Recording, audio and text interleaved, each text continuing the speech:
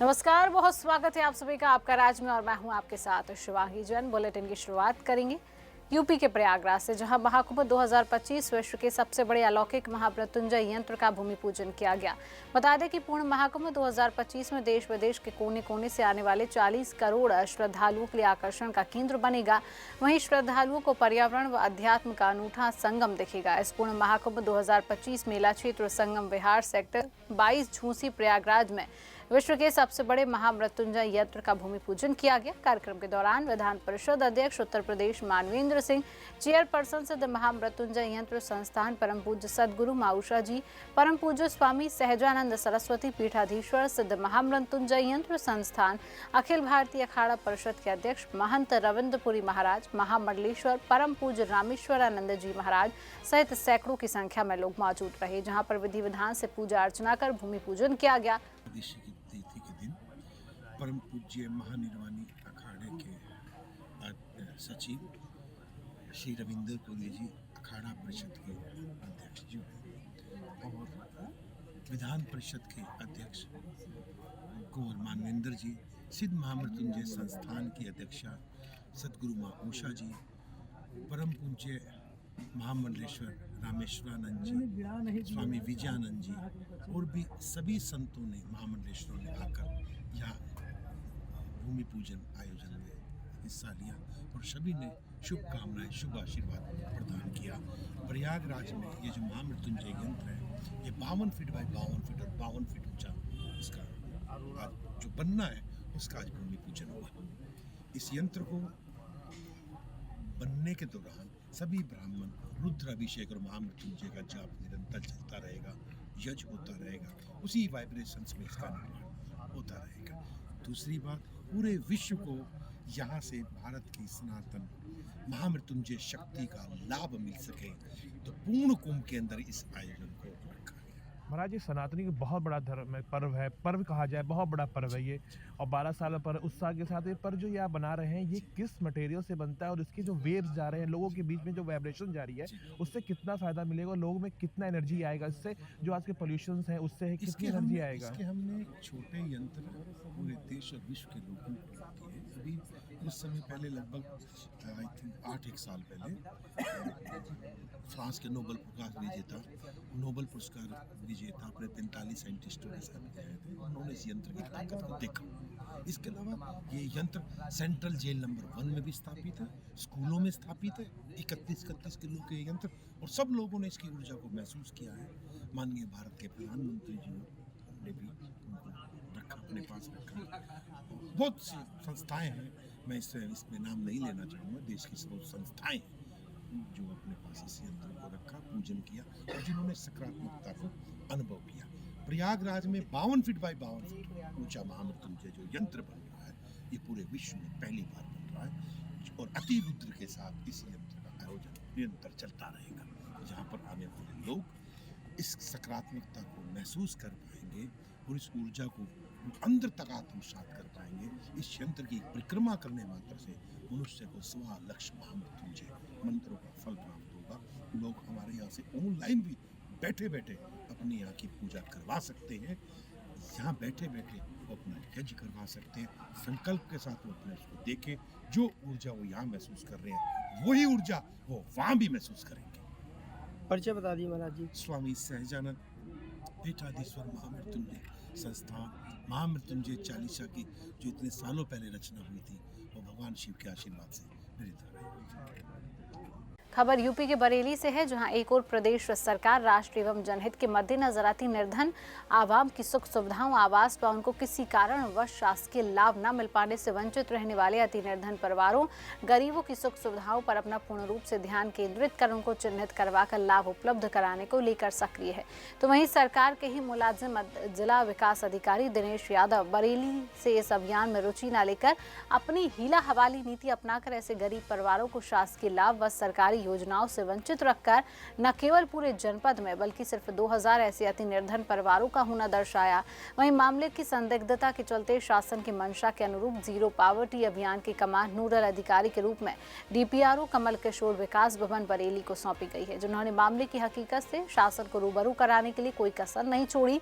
वहीं इस अभियान को लेकर अब डीपीआरओ बरेली कमल किशोर की मेहनत बाकी रंग ला रही है। आपको बता दें कि मुख्य सचिव और प्रदेश सरकार की जीरो पावर्टी अभियान के अभिन्न अंग को जनपद बरेली में डीपीआरओ कमल किशोर ने मात्र 6 दिनों में 24,000 की संख्या को पार कर सरकार की नीतियों पर खरा उतरने के चलते एक ऐतिहासिक कार्य कर सरकार के प्रति अपनी कार्यशैली और कार्य क्षमता का परिचय दिया है, जो सराहनीय है। जो कार्य पूर्व में तैनात रहे इस अभियान के नोडल डीडीओ दिनेश यादव बरेली ने आज तक नहीं किया, जिसके चलते उन्हें इस बड़ी जिम्मेदारी से बावत हटाकर शासनीय जिम्मेदारी, नवागत ईमानदारी और तेजतर्रार डीपीआरओ विकास भवन बरेली को इस अभियान का नोडल अधिकारी बनाकर दी है। इस संबंध में डीपीआरओ कमल किशोर ने सुदर्शन की टीम के सवाल करने पर बताया कि शासन ने मुझे जो जिम्मेदारी सौंपी है उस पर खरा उतरना मेरा फर्ज है और माननीय मुख्य सचिव और प्रदेश सरकार के जीरो पावर्टी अभियान में अति निर्धन और निर्मल गरीब परिवारों को चिन्हित कर उनकी सूची से शासन को अवगत करा सकेंगे, ताकि जो लोग शासन की लाभान्वित नीतियों से वंचित रह गए हैं उनको इस सुविधाओं को मुहैया कराना मुख्य उद्देश्य होगा। साथ ही कहा है कि अब तक उन्होंने 25 परिवारों का चयन किया और 25,000 लोगों को ढूंढ निकाला है जो अति गरीब वर्ग के हैं और जो शासकीय सुविधाओं से वंचित रह गए हैं। अब यह प्रक्रिया जारी रहेगी। देखिए, जीरो पावर्टी अभियान मुख्य सचिव महोदय और हमारी जो राज्य सरकार है उसकी प्राथमिकताओं का एक कार्यक्रम है। ये उन परिवारों के लिए जो अति निर्धन परिवार है, जो सबसे निर्धन परिवार है, जिनके पास या तो आवास नहीं है या उनके पास खाने पीने की सुविधा नहीं है या उनको शासकीय योजना का लाभ नहीं मिल पाया है, तो ऐसे लोगों के चिन्हीकरण का कार्य किया जा रहा है। शासन के निर्देश है कि प्रत्येक ग्राम पंचायत में न्यूनतम 10 और अधिकतम 25 ऐसे परिवारों का चयन किया जाए जो कि हमारे 4 पैरामीटरों पर में उनके मानक स्थापित हो रहे हों। वो गरीब हों, उनके पास आवास ना हो, उनके पास खाने पीने की कोई सुविधा ना हो। तो इस तरह हम लोगों ने अभी तक जो जिले का लक्ष्य निर्धारित किया गया है, अगर हम 25 प्रति परिवार प्रति ग्राम पंचायत देखें तो 29,700 परिवार हमारे बैठते हैं। 29,700 परिवारों के सापेक्ष अभी तक हम लगभग 23,500 परिवारों का चयन कर चुके हैं, जो कि जीरो पावर्टी पोर्टल पर अपलोड किए जा रहे हैं। शेष जो बचे हैं 6,500 के आसपास, इनको भी हम लोग शीघ्र ही पूरा कर लेंगे और उम्मीद है कि हम ये सब कार्य आगामी 2 दिवसों में पूर्ण कर लेंगे। और इसके बाद फिर दूसरे स्टेप पर जब हम चलेंगे तो वहाँ सत्यापन का कार्य होगा इनका। जैसे सत्यापन पूरा हो जाएगा, फिर इनको जो प्रदेश सरकार की योजनाएं हैं उन योजनाओं का लाभ दिए जाने के लिए पोर्टल के माध्यम से मॉनिटरिंग की जाएगी इसकी। ठीक है सर। यूपी के फर्रुखाबाद में नगर पालिका की लापरवाही सामने आ रही है, जहां गंगा में गंदे नाले गिर रही हैं। बता दें कि फर्रुखाबाद में लगने वाले माघ मेला रामनगरिया में हजारों की संख्या में साधु संत कल्पवासी 1 माह तक गंगा स्नान और पूजा पाठ करते हैं। वहीं माघ मेला की जिला प्रशासन जहां तैयारी करने में जुटा है, तो वहीं नगर पालिका की लापरवाही से गंगा नदी में दर्जनों नाले और नालियों का पानी गिर रहा है। जहाँ 252 करोड़ रुपए खर्च बनाया गया। STP प्लांट भी हवाई साबित हो रहा है। सीवरेज ट्रीटमेंट प्लांट से भी जहरीला गंदा पानी निकल रहा है और छपाई कारखानों का जहरीला पानी गंगा नदी में गिर रहा है। वहीं महंत से जब पूछा गया कि प्रत्येक वर्ष संत समाज आंदोलन करता है लेकिन नाले फिर भी गिरते हैं, तो बोले अब तक आंदोलन नहीं हुआ, इस बार आंदोलन होगा तो एक ही दिन में समस्या का समाधान हो जाएगा। माघ मेला लगने की तैयारी पर यहाँ पर गंगा नदी में लगातार गंदे नाले गिर रहे हैं और हजारों की संख्या में श्रद्धालु अगर कल्पवास करते हैं। ऐसे में संतों की क्या निर्णय रहेगी, क्या कार्रवाई करेंगे संत समाज के मानती ईश्वर। जो गंगा जी में नाले गिर रहे हैं अब तक प्रशासन ने नहीं रोका है। रामनगरिया लगने के कगार पर हजारों की संख्या में साधु संत यहाँ आते हैं, कल्पवासी आते हैं लाखों की संख्या में। ऐसी स्थिति में आप क्या करेंगे? इस स्थिति में शासन प्रशासन से पहले तो साधु का कार्य है शांतिप्रद किसी भी समस्या का समाधान निकले।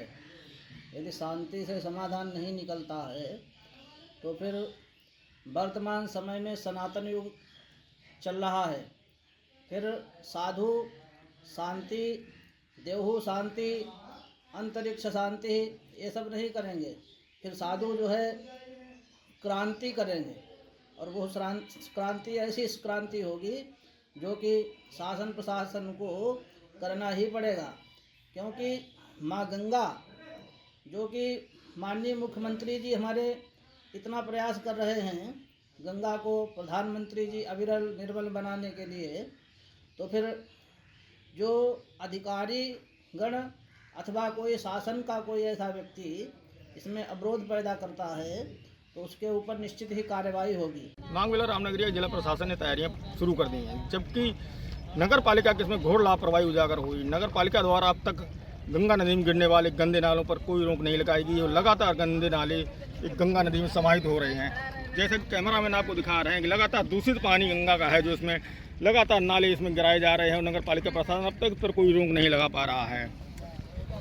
नगर पालिका की लापरवाही से गंगा जल आसमान में नहीं बचा है। लगातार लापरवाही के चलते यहाँ पर छपाई कारखाने और हजारों लीटर पानी प्रतिदिन गंगा नदी में गिर रहा है, जिससे यहाँ पर आने वाले लाखों की संख्या में श्रद्धालु हमेशा बीमार होते हैं, पेट दर्द, खुजली जैसी बीमारियों के शिकार हो जाते हैं। लेकिन लगातार कई वर्षों से लगातार यहाँ पर गिर रहे पानी पर नगर पालिका ने अब तक कोई रोकने का प्रयास नहीं किया है और मेला लगने के कगार पहुँच गया। जिला प्रशासन लगातार तैयारियाँ पूरी कर रहा है, लेकिन नगर पालिका की लापरवाही के चलते गंगा लगातार दूषित हो रही हैं। फरुखाबाद से ऋषि सेंगर।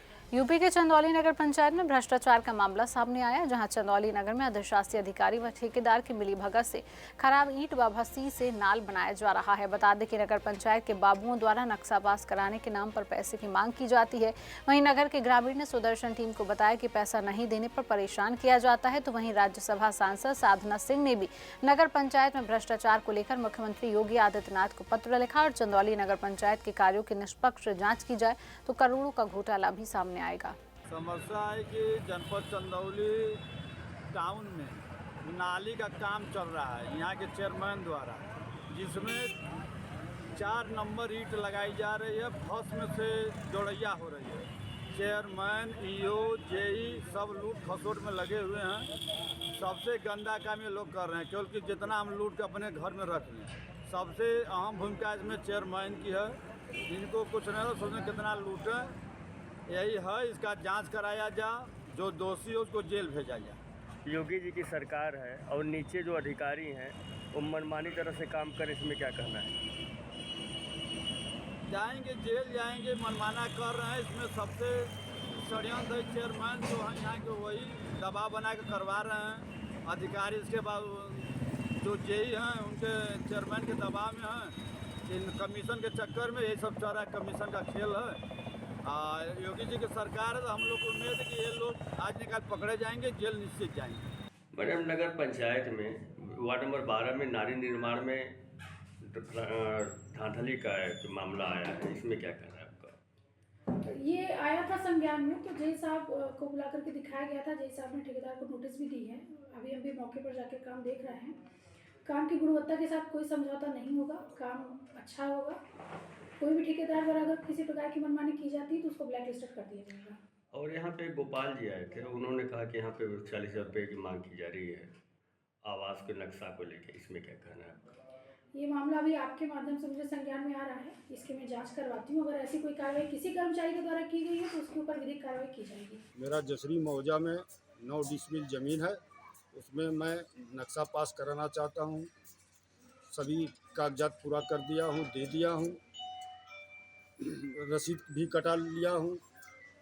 अब नक्शा पास करने के लिए ये घनश्याम उपाध्याय जी बड़े बाबू हमसे कह रहे हैं कि 1 तल्ले का 20,000 रुपया, 2 तल्ले का 40,000 रुपया, 3 तल्ले का 60,000 रुपया लगेगा अलग से, उसका कोई रसीद नहीं मिलेगा, तब पास होगा, नहीं तो नहीं होगा। आपसे घूस मांगा जा रहा है? जी हाँ, इसीलिए आज 10 महीना से हम परेशान हैं। 10 महीना से दौड़ रहे हैं? हाँ। नगर पंचायत में? हाँ, नगर पंचायत में। इसकी शिकायत नहीं किए थे आप? बड़े बाबू से शिकायत, अरे अधिशासी अधिकारी से शिकायत किए थे परसों। तो बुलाई है कि और कागज लेकर आइए, फ़ोटो खींच कर लेकर आइए। मैं फ़ोटो खींच कर अपने ज़मीन का लेकर आया हूँ। नहीं, जो पैसा आपसे मांगा जा रहा था आपने बताया है? बता दिए हैं। तो क्या बोले? चलिए ठीक है, हम पर आप परसों हमसे आकर मिलिएगा। आज बुलाई है? हाँ, आज बुलाई है, हम मिलने जा रहे हैं। चंदौली नगर पंचायत में भ्रष्टाचार का खेल जारी है। नाली निर्माण हो, चाहे कोई भी काम हो, जैसे नक्शा पास कराना हो, वहाँ के जो स्टाफ है उनके द्वारा भी पैसे की मांग की जाती है। कुछ ग्रामीणों ने आरोप लगाया है कि नक्शा पास के लिए 40,000 रुपये हमसे मांगा जा रहा है। अब महीनों से हमें परेशान किया जा रहा है। कैमरामैन से कहें कि दिखाएं, ये ईंट है और ईंट 3rd क्लास की ईंट है और इससे नाली, जबकि ये ईंट को पानी में रहना है और जो भी यहाँ पे मानक के विपरीत काम किया जा रहा है। सबसे बड़ा कि यहाँ पे जो बालू से काम होना चाहिए उसको भस्सी से किया जा रहा है। कैमरामैन से कहें, दिखाएं, ये नाली बन रही है, पूरे नगर में नाली का निर्माण हो रहा है, जबकि सरकार का मंशा है कि जो भी काम हो रहा है वो गुणवत्ता मुक्त होना चाहिए। और यहाँ के जो अधिशासी अधिकारी हैं उनके नेतृत्व में और जो जेई है नगर पंचायत के उनके देख रेख में और जो ठेकेदार हैं उनके देख रेख में भ्रष्टाचार का खेल जारी है। अब देखना है कि इन भ्रष्टाचारियों पे कब कार्रवाई होती है। सबसे बड़ी बात एक और कहना है कि यहाँ के राज्यसभा सांसद साधना सिंह ने मुख्यमंत्री से लिखित शिकायत किया है कि यहाँ पे काफ़ी भ्रष्टाचार है हर क्षेत्र में नगर में। अब देखना है कि मुख्यमंत्री के शिकायत पे सरकार क्या कार्रवाई करती है। कैमरामैन जितेंद्र सर, जिला सदर प्रशांत सिंह, जनपद चंदौली। यूपी के हरदोई में बदनापुर ग्राम प्रधान पति पर आवास योजना में गंभीर आरोप लगने का मामला सामने आया। वहीं पीड़ित लाभार्थी महिला ने सीएम योगी से गुहार लगाई है। प्रधान पति गोविंद पर लाभार्थी महिला ने गंभीर आरोप लगाया। बता दें कि आवास योजना में पहली किस्त 40,000 की और तो वहीं 20,000 प्रधान ने लिए और दूसरी किस्त जो है वो 70,000 आई है, जिसमें 10,000 प्रधान पति ने लिए। ये लाभार्थी महिला का कहना है। प्रशासनिक अधिकारी महिला से कॉलोनी पूर्ण करवाने के दबाव बना रही हैं, जिसको लेकर सीएम योगी के सख्त निर्देश के बावजूद भी हरदोई में जमकर भ्रष्टाचार हो रहा है। और हरदोई की भरखनी ब्लॉक की मदनापुर ग्राम सभा का ये पूरा मामला बताया जा रहा है। सिद्धार्थनगर एक तरफ योगी सरकार परिषदीय विद्यालयों में पढ़ने वाले बच्चों को मध्याह्न का भोजन योजना के अंतर्गत प्रतिदिन मेन्यू के अनुसार पका पकाया भोजन उपलब्ध करवाया जा रहा है, तो वहीं दूसरी ओर कुछ लोग बच्चों का निवाला छीनकर अतिरिक्त कमाई का जरिया बनाने में कोई कोर कसर नहीं छोड़ना चाहते हैं। पूरा मामला भनवापुर ब्लॉक क्षेत्र के कंपोजिट उच्च प्राथमिक विद्यालय भरब ठियाका का है, जहाँ ग्रामीणों ने खाद्यान्न लदे एक पिकअप वाहन को पकड़ा है। मास्टर साहब परसों बनाया है इसका मुँह और वो महेंद्र चौहान से कुछ बात हुआ होगा और उन्हीं के दौर से मैं लाद रहा था। मैं मजदूरी करने वाला हूँ हेल्पर। अच्छा, तो मास्टर साहब ने ही ये धागा जो है पहले सरकारी खुलवा के बनवाया। परसों बदलवा दिए। बदलवाया। आज ये लद रहा था। ये राशन कहाँ जाएगा? अब बेचने जाएंगे और कहाँ जाएगा। चावल का ये सूरजवीर यादव परसों आए थे तो खुलवा उलवा कर रखे तो ले जा रहे थे, तो हम पहुँच गए तो ये नहीं ले जा पाए। तो आज ग्राम उनके आना पिकअप द्वारा आप लेके जा रहे थे, देखा तो लाद रहे थे। फिर क्या हुआ? फिर ग्रामीण ने पकड़ा इन सबको। अच्छा, अब आप क्या चाहते हैं?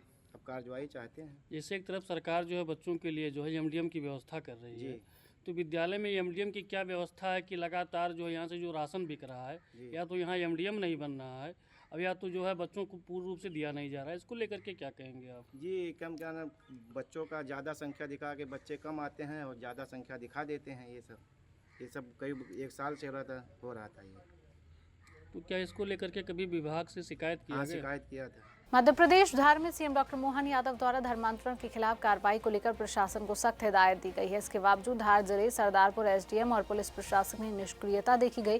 वहीं 25 दिसंबर क्रिसमस की आड़ में बिना परमिशन के कार्यक्रम आयोजित किए गए और संजय कॉलोनी में ईसाई समुदाय अपनाने का विरोध करने पर 2 युवकों के साथ मारपीट की घटना हुई है। इनमें से एक युवक की हालत गंभीर बताई जा रही है। वहीं मामले में राजगढ़ थाना पुलिस ने 4 लोगों के विरुद्ध विभिन्न धाराओं में प्रकरण दर्ज किया है।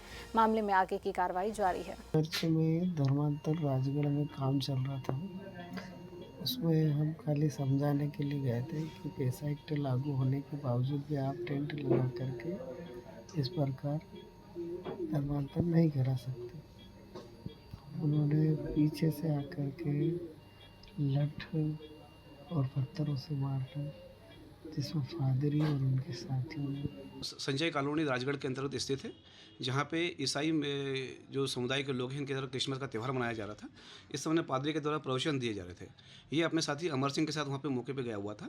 वहाँ इसको हिंदू धर्म या अन्य धर्मों के संबंध में नीचा दिखाना और ईसाई धर्म की अत्यधिक तारीफ करना और धर्मांतरण के लिए प्रलोभन देने के संबंध में इसने सूचना दी थी।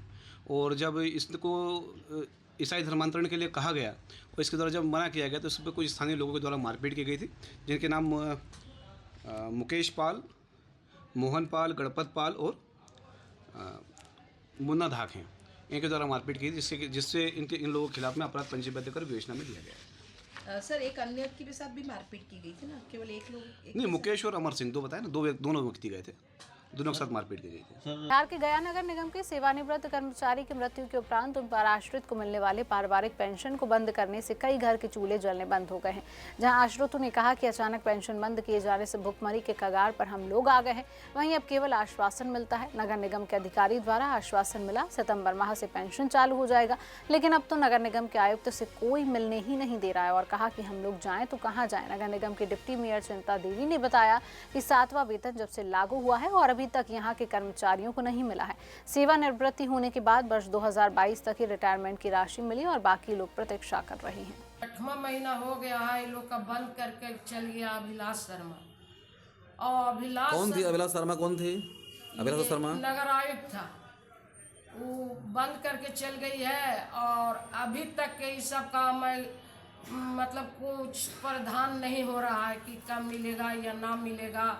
हम बोर्ड में बोलते हैं भी तो कहा जाता है कि अबर महीना से देंगे तो ही महीना से देंगे। इसके लिए हम अपना ये जितना है कर्मचारी उसको 7वां वेतन भी रुकल है, हर जगह पे मिल रहा है और जगह पर मिल रहा है। और लेकिन यहाँ गया में आज से नहीं सुन रहे, हम जब ड्यूटी कर रहे थे वही समय से सुन रहे थे कि 7वां वेतन अब लागू होगा, अब लागू होगा। अब हम रिटायर भी कर गए, अभी तक के तो किसी को 7वां वेतन मिला है नहीं। जितना पूरा कर्मचारी है सब बेचारा कहता है कि का होगा ना होगा, वो लोग कुछ बोल नहीं पाता है, ऐसी रहता है, का किया जाए। आपके हिसाब से क्या क्या समस्याएं यहाँ है? रिटायरमेंट होने के बाद क्या पैसा तुरंत मिल जा रहा है या लोग दर बदर भटक रहे हैं? नहीं, रिटायर होने के बाद कोई को 2018 से बाकी था, कोई के 2017 से बाकी था। तो अभिलाष शर्मा कही कि हम 3 बार में करके दे देंगे, लेकिन वो तो दिहिस नहीं। अबर आया है ये नगर आयुक्त तो 22 तक के वसूली दिया है। रिटायरमेंट आदमी को जो रिटायर हुआ है उसको 22 तक के मिला है, जो रिटायर हो गया है उसको 22 तक के पैसा मिल गया है। और बाकी अभी बोला है कि हम देंगे, जो बाकी है जो 23 वाला को भी दे देंगे, बोली से नगर आयुक्त। परिचय बताइएगा मैडम अपना। हम गया नगर निगम चिंता देवी ड्यूटी में। और साथ ही सुरक्षा पदाधिकारी का रवैया, पहले झड़दारिन थे अब ड्यूटी मेयर बन गए हैं, पहले झड़दारिन के पद पर थे हम। अभी हम पहुँचे हुए हैं गया के नगर निगम, जहाँ पे आप देख रहे हैं ये जो महिलाएं हैं इन लोगों का पेंशन बंद है, पारिवारिक पेंशन कई महीनों से बंद है। इन लोगों का कहना है कि और सब जिलों में मिल रहा है लेकिन यहीं बंद कर दिया गया है और अभी आश्वासन मिला था चालू करने के लिए, अभी तक चालू नहीं हुआ है। इसलिए ये लोग अभी भुखमरी के कगार पे हैं। बिहार के गया से दूरदर्शन के लिए RK निराला। मध्य प्रदेश के धार जिले का लूट डकैती और अपराधियों के निवास के लिए पुलिस अधीक्षक द्वारा बैठक की गई है, जहां बैठक में कुख्यात गांव भूतिया में पुलिस अधीक्षक मनोज कुमार ने खाटला में बैठक लेकर वहां के स्थानीय लोगों से अपील की और साथ ही अपराधों से दूर होकर समाज के मुख्यधारा में जोड़ने की समझाइश दी है। तो वहीं पुलिस अधीक्षक ने खाटला बैठक में ग्रामीणों को अपराधों व नशे दूर रहने के लिए शपथ भी दिलाई। इस खाटला बैठक के स्थानीय लोगों में खुशी का माहौल देखा जा रहा है। खाटला बैठक करके इन लोगों से साक्षात एक संवाद स्थापित हो, इसका पहला प्रयास था और इनसे लगातार इनके मानसिक सोच को चेंज करने का हम लोगों ने प्रयास किया। आप सबको पता है कि पहले जब यहाँ पुलिस आती थी तो पुलिस की गाड़ी को देख के दूर से सारे लोग जंगल में भाग जाते थे, पहाड़ी पे चले जाते थे, एक भी आदमी यहाँ बात करने को मिलता नहीं था। हम प्रयास करने के बाद भी लोग सामने आने को तैयार नहीं थे। आज ये हालात पैदा हुआ है कि इस गांव के केवल पुरुष ही नहीं, सरपंच ही नहीं, सचिव ही नहीं, यहाँ के बच्चे भी, यहाँ के महिलाएं भी, सब लोग पुलिस के साथ, हम सारे पुलिस परिवार के जो लोग भी आए हैं हमारे साथ, सबके साथ बैठ कर उन लोगों ने एक संवाद किया है और सब लोगों ने इस बात के लिए समर्पित होकर के बात कही है कि आने वाले समय में हम लोग अपराध छोड़ेंगे, शराब का सेवन कम करेंगे, हमारे गांव में जो सामाजिक कुरीतियां हैं उनको दूर करने का प्रयास करेंगे, महिलाओं का सम्मान करेंगे। आपको मैं यहाँ भी बताना चाहूँगा कि जामता भूतिया गांव है, यहाँ पे बहुत पहले से अपराध काफ़ी हुआ करते थे, तो मैंने इनको यह भी भरोसा दिलाया है। तो फिलहाल के लिए इस खास बुलेटिन में इतना ही। देश और प्रदेश की तमाम खबरों को जानने के लिए आप देखते रहिए सुदर्शन न्यूज़।